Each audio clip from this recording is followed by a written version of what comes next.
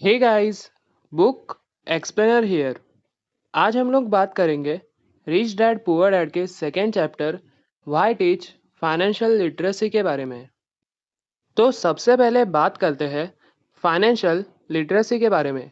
Author कहते हैं it's not how much money you make, it's about how much money you keep. मतलब आप कितना कमा रहे हो ये ज़रूरी नहीं है, ज़रूरी ये है कि आप अपने पैसे को कैसे मैनेज कर रहे हो।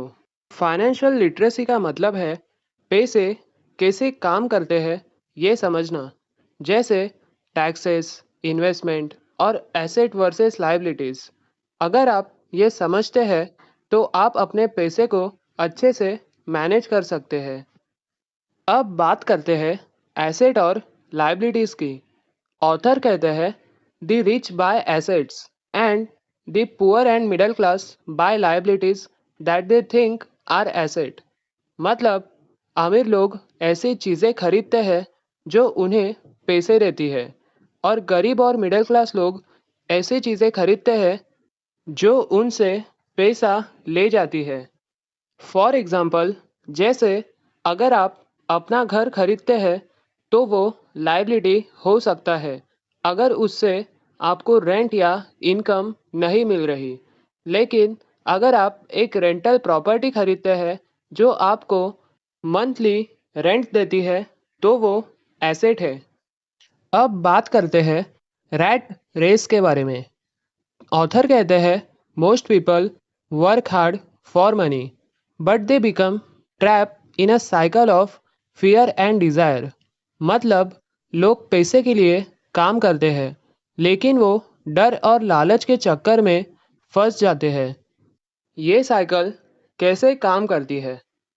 आप काम करते हो, पैसे कमाते हो, फिर उन पैसे से चीज़ें खरीदते हो, और फिर और पैसे चाहिए होते हैं। इससे आप हमेशा काम करते रहते हो लेकिन कभी फाइनेंशियल फ्रीडम नहीं मिलती। अब बात करते हैं फाइनेंशियल एजुकेशन की इम्पोर्टेंस के बारे में। ऑथर कहते हैं your greatest wealth is your education, not your money. मतलब आपकी सबसे बड़ी वेल्थ आपकी एजुकेशन है, पैसे नहीं।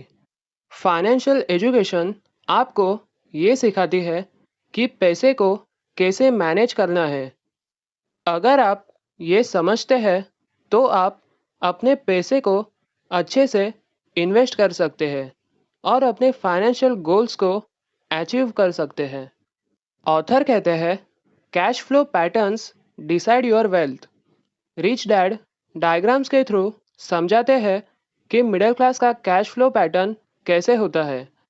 पैसे कमाओ, खर्च करो, लायबिलिटीज़ लो, फिर और काम करो। और वो लोग कभी निकल नहीं पाते उस रैट रेस से। अमीर लोग पहले एसेट बनाते हैं, फिर वही उनके लिए पैसा कमाते हैं। तो गाइस, हमने चैप्टर 2 में क्या देखा? फर्स्ट, सैलरी से ज़्यादा इम्पोर्टेंट है फाइनेंशियल एजुकेशन।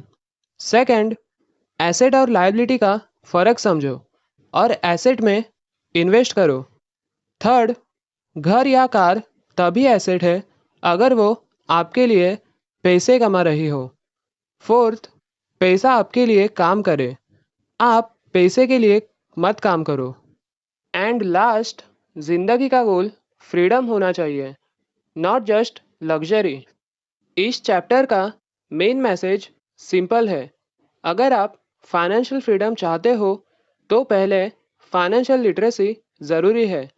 रिच डैड कहते हैं सिर्फ पैसा कमाना काफ़ी नहीं है, आपको ये भी आना चाहिए कि उस पैसे का क्या करना है।